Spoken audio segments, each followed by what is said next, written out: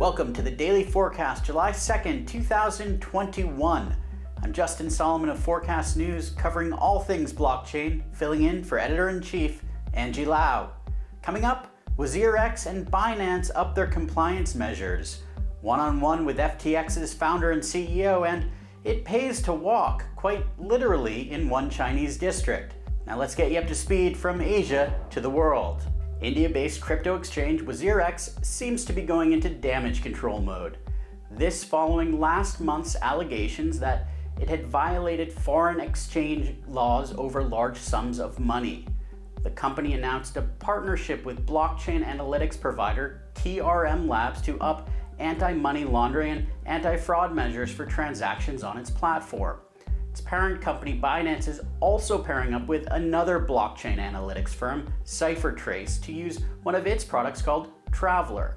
This is supposed to be in compliance with the Financial Action Task Force travel rule that requires virtual asset service providers to pass information on to each other when they move crypto around. Binance is currently under scrutiny from regulators in a number of markets, including now the Cayman Islands, where the company is reportedly incorporated. Authorities there have come out to say that Binance isn't licensed to, quote, operate a cryptocurrency exchange from or within the Cayman Islands.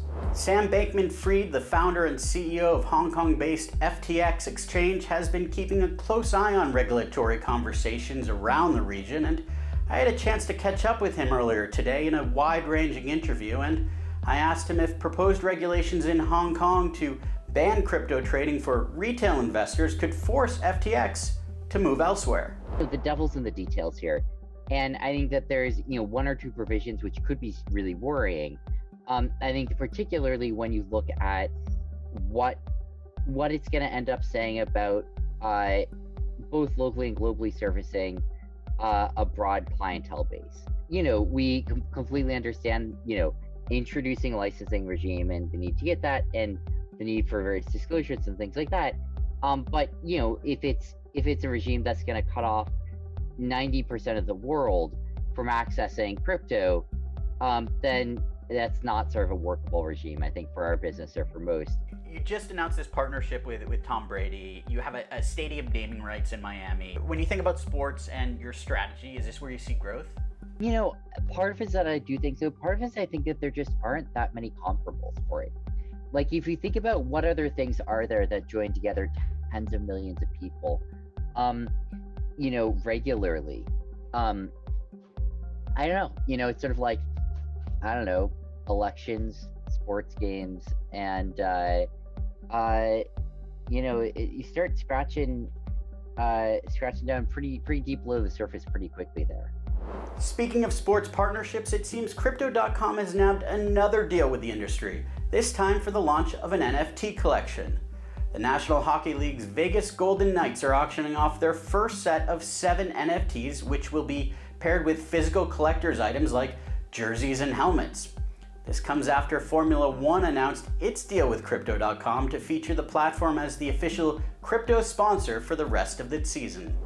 Taking a quick look at the markets now, Bitcoin was down 0.2% by the end of the trading day here in Hong Kong to close at $33,300 by 4 p.m. local time. And in the top 10 for cryptocurrencies, a mixed trading day for the most part, with Ethereum performing the worst, dropping just over 3%, while Doge led the green side up 1.5%. And finally, before we go, imagine earning money just by counting your footsteps. A point system in China's model smart city, about 60 miles outside of Beijing, lets residents earn a point for every step they count via GPS tracking. Once they earn 20,000 points, they can redeem symbolic red packets, which contain 50 e-Yuan each, through 2 banking apps. They can do this up to 4 times.